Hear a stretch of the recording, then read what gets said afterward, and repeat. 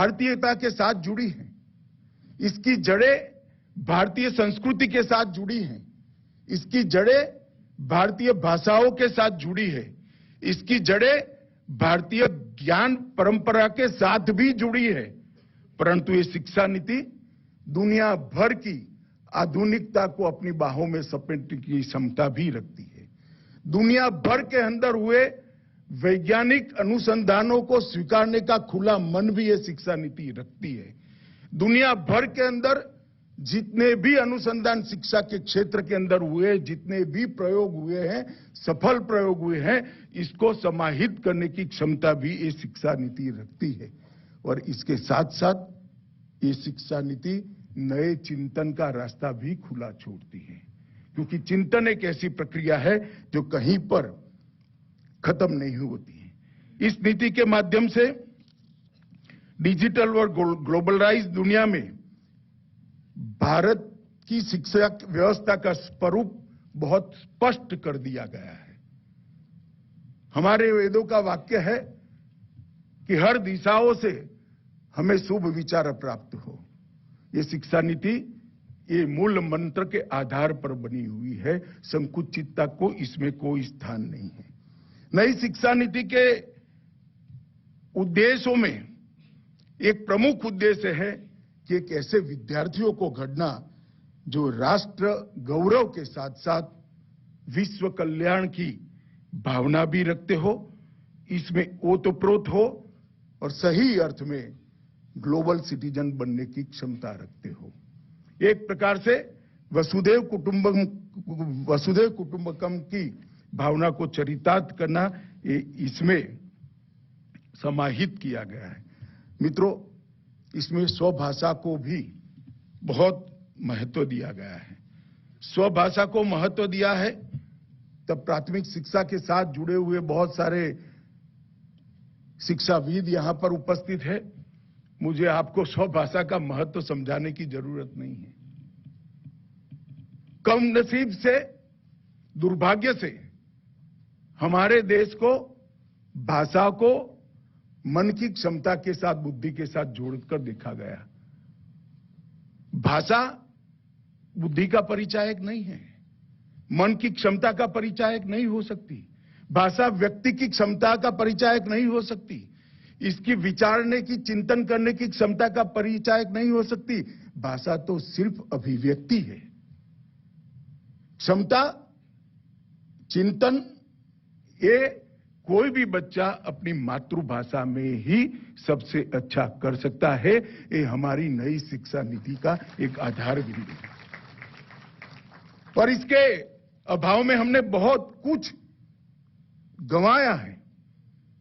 जब बच्चा बड़ा होता है तो सबसे पहले वो अपनी मां की भाषा में, अपनी मातृभाषा में ही सोचने की शुरुआत करता है। उसके अंदर मौलिक चिंतन की प्रक्रिया अपनी मातृभाषा में ही होती है। जब उसकी प्राथमिक शिक्षा मातृभाषा के परे किसी और भाषा से होती है, उसी वक्त उसकी मौलिक चिंतन क्षमता को हम कुंठित कर देते हैं, कुत्सित कर देते हैं। इसके आसपास में जो समाज है, इससे एक प्रकार से हम काट देते हैं उसको। इसके बच्चे के इतिहास से काट देते हैं, इसकी संस्कृति से काट देते हैं, इसकी जीवन पद्धति से भी काट देते हैं। इसीलिए इस शिक्षा पद्धति में ये थ्रस्ट दिया गया है कि प्राथमिक शिक्षा मातृभाषा में ही होगी। और इसीलिए त्रिभाषा के फॉर्मूले को भी इस शिक्षा पद्धति में बहुत वचन के साथ रखने का दिया। कई सारे शिक्षाविद बैठे हैं,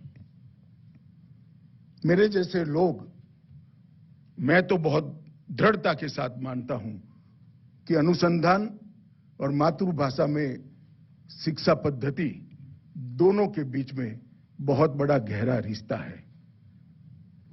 अनुसंधान वो ही कर सकता है कि जो अपनी भाषा में सोचता हो, क्योंकि उसकी मौलिक विचार क्षमता अपनी भाषा में ही विकसित हो सकती। जिस दिन बच्चे को प्राथमिक शिक्षा दूसरी भाषा में देते हो, उसका मौलिक चिंतन को हम समाप्त कर देते हैं।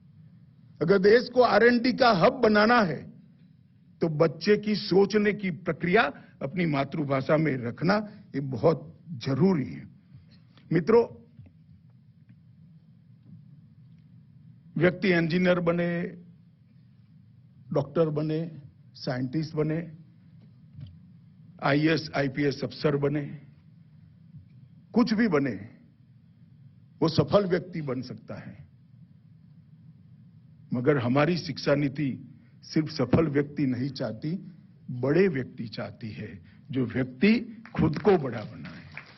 और खुद को बड़ा बनाना है तो उसकी चिंतन करने की क्षमता को बढ़ाना पड़ेगा, उसकी मन की क्षमता को बढ़ाना पड़ेगा, उसकी स्मरण शक्ति को बढ़ाना पड़ेगा, इसके तर्क मतलब लॉजिक्स को बढ़ाना पड़ेगा, इसके विश्लेषण मतलब एनालिसिस को बढ़ाना पड़ेगा, इसकी निर्णय क्षमता को धार देनी पड़ेगी, इसको डिसीजन मेकर बनाना पड़ेगा, इसकी नीति के बारे में सोचने की दृष्टि को जागरूक करना पड़ेगा और नीति के आधार पर निर्णय लेकर क्रियान्वयन करने की भी क्षमता उसमें डालनी पड़ेगी। अगर ये प्रक्रिया पूरी नहीं होती है तो कोई भी व्यक्ति बड़ा व्यक्ति नहीं बन सकता है। रटे रटाए ज्ञान से मार्क्स बढ़ सकते हैं, रटे रटाए ज्ञान से नौकरी भी मिल सकती है, रटे रटाए ज्ञान से अच्छे से बनाए हुए नियमों से नौकरी कर आप रिटायर्ड भी हो सकते हो।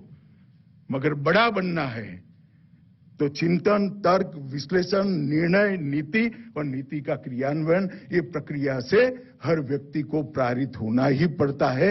आज तक हमारी शिक्षा नीति के अंदर इसकी कोई व्यवस्था नहीं है। मैं अभी बच्चों का, और ये मैं तैयार किए हुए भाषण में नहीं था, बच्चों ने जो मुझे नृत्य नाटिका बताई वो देखकर मैंने कहा ये सारी चीजें हमारी शिक्षा नीति के अंदर है।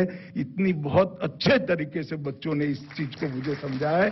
मैं बच्चों को और उनको तैयार करने वाले सभी शिक्षकों को भी बहुत बहुत साधुवाद देना चाहता हूं। और ये हमारी मूल शिक्षा पद्धति का हिस्सा है, भारतीय शिक्षा पद्धति का है।